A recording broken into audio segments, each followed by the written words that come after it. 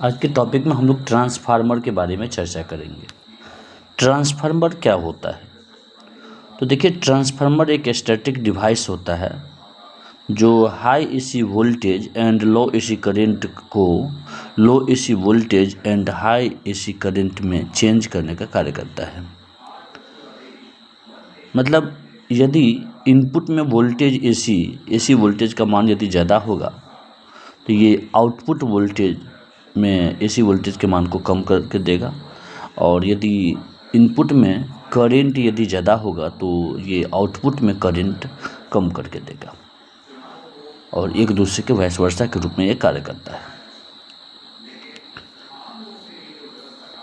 Transformer मुख्यतः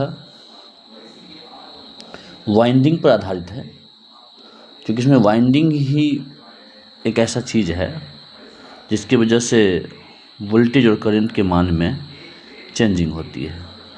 यह mutual induction अन्योन्य प्रेरण के सिद्धांत पर कार्य करता है, और इनके अनुसार जब प्राइमरी वाइंडिंग में एसी सप्लाई दी जाती है, प्राथमिक कुंडली में प्राथमिक लपेटों में जब एसी सप्लाई दी जाती है तो इस वाइंडिंग के चारों ओर जो होता है ना, magnetic field, variable magnetic field उत्पन्न होता है। यानी क्या? परिवर्तनशील चुंबकीय क्षेत्र उत्पन्न होने लगता है। इसी चुंबकीय क्षेत्र के कारण सेकेंडरी वाइंडिंग में इलेक्ट्रोमोटिव फोर्स, विद्युत वाहक बल उत्पन्न हो जाता है, जबकि दोनों वाइंडिंग के बीच किसी प्रकार का विद्युतीय संबंध, इलेक्ट्रिकल रिलेशन नहीं होता है।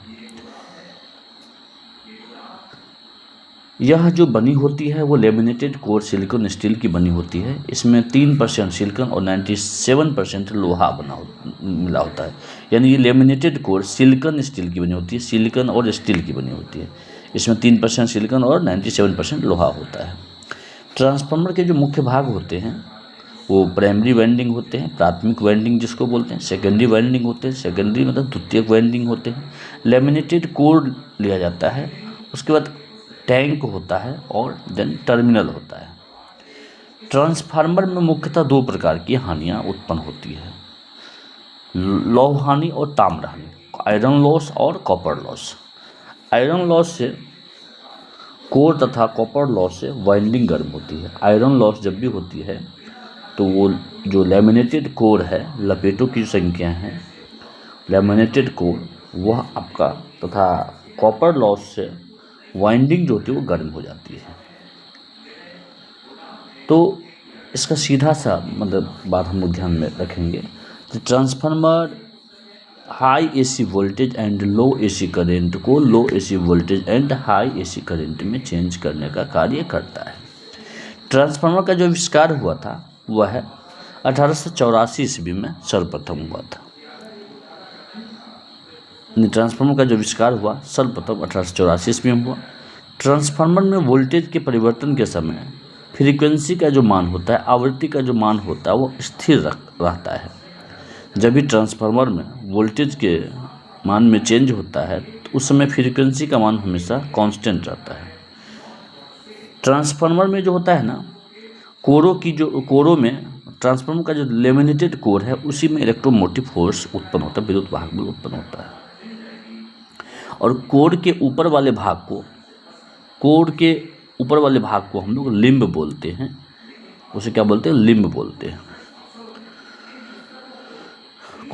कोर प्रकार के ट्रांसफार्मर में फ्लक्स लीकेज का मान बहुत ही ज़्यादा होता है।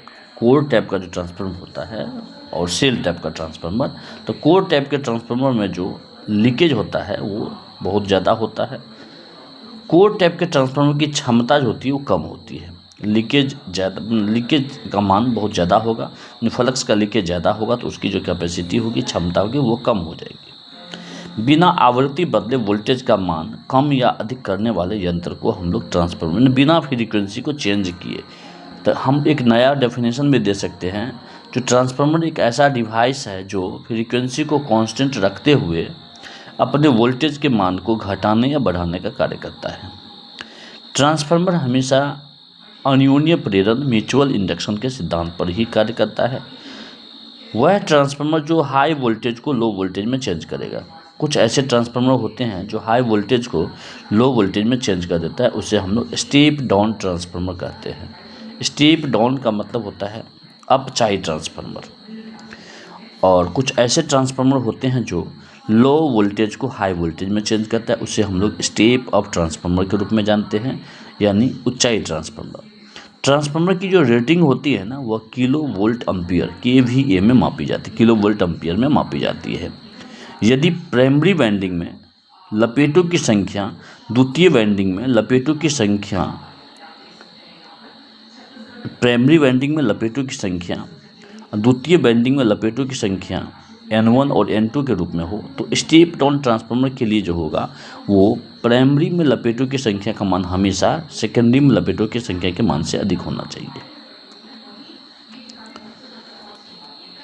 कॉपर लॉस का जो मान होता है वो I² R के इक्वल माना जाता है। कॉपर लॉस का जो मान होता है वो I² R के इक्वल माना जाता है। एक ट्रांसफार्मर के द्वितीय वाइंडिंग पर तार के टर्नों की संख्या बढ़ने पर सेकेंडरी करंट का मान जो है से घटने लगता है।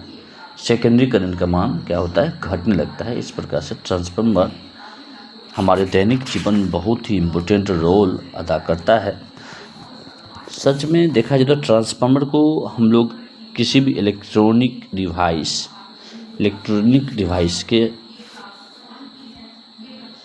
पेरेंट्स के रूप में, यानी इलेक्ट्रिकल पेरेंट के रूप में हम लोग इसको जान सकते हैं।